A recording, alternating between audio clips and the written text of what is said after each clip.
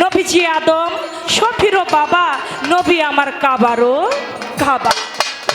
আমার আল্লাহ পাক বলেন, আমার দয়াল নবী আদম আলাইহিস সালাম যখন কাদামাটি অবস্থায় ছিলেন, তারও 2000 বছর আগে আমার আল্লাহ নবী ছিলেন।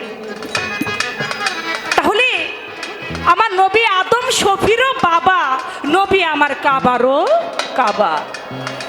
আমার দয়াল নবীকে গর্ভে নিয়ে মা আমেনা গেলেন কাবা ঘর তোয়াফ করবার জন্য।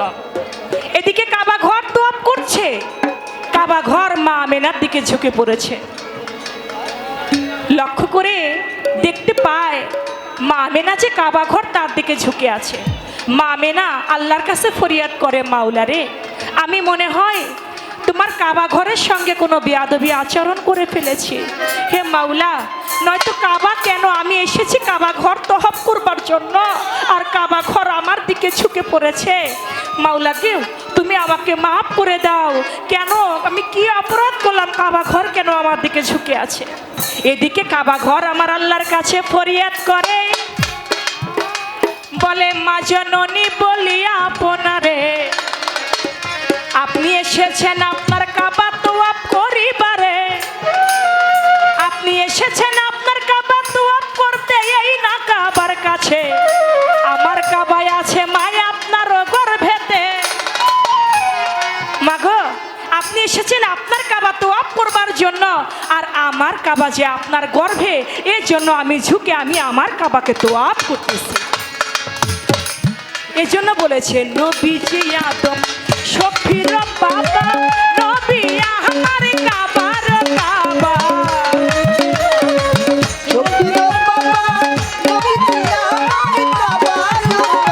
নবীজি আদম শফির বাবা, নবী আমার কাবার কাবা।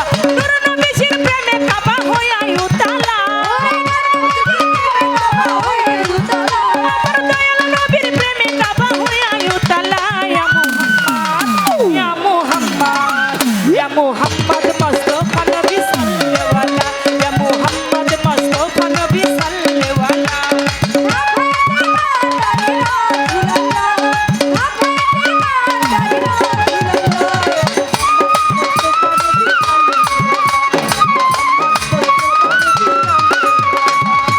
কেহ বলে নবী নূরের পুতুল, কেহ বলে নবী গোলাপের ফুল। কেহ বলে নবী নূরের পুতুল, কেহ বলে নবী গোলাপের ফুল। নহে গোলাপ নহে পুতুল, শুধু নূর আল্লাহ।